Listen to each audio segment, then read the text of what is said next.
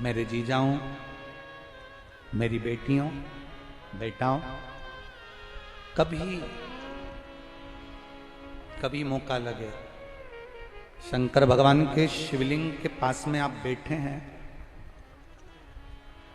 कभी मौका लगे और आप पूजन करने के लिए गए हैं,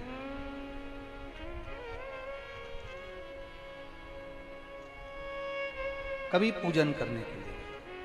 और आपको शंकर भगवान के शिवलिंग के पास में या शंकर भगवान के शिवलिंग के ऊपर कनेर का अगर पीला फूल देखा है ना आप लोगों ने? अरे बोलो तो जम के, देखा है? कनेर का यदि पीला फूल शिवलिंग के आसपास में या शंकर भगवान के ऊपर कहीं रखा हुआ भी दिख जाए, विषम परिस्थिति हो, बहुत हिम्मत ना हारते हुए, कभी भगवान अकेले में एकांत में आप पहुंचे उनके पूजन के लिए, कनेर का पुष्प वहां रखा है, चाहे वो जलाधारी पर रखा हो, चाहे वो शिवलिंग के पास में रखा हो, शिवलिंग पर रखा हो, उस कनेर के पुष्प को अगर आप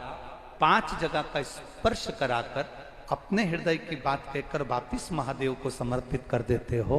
तो भी मेरा महादेव तुम्हारे दुख का निवारण कर देता है। अब वो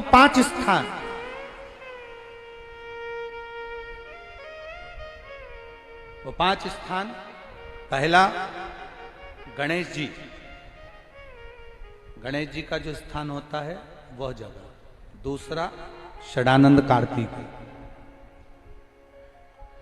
तीसरा अशोक सुंदरी वाला स्थान, चौथा जलाधारी जो ऊपर से बूंद बूंद जल नीचे गिरा रही है, जया, विषहरा, श्यामली बारी, दौतली, देव, शंकर जी की 5 बेटियों का, और 5वें नंबर का है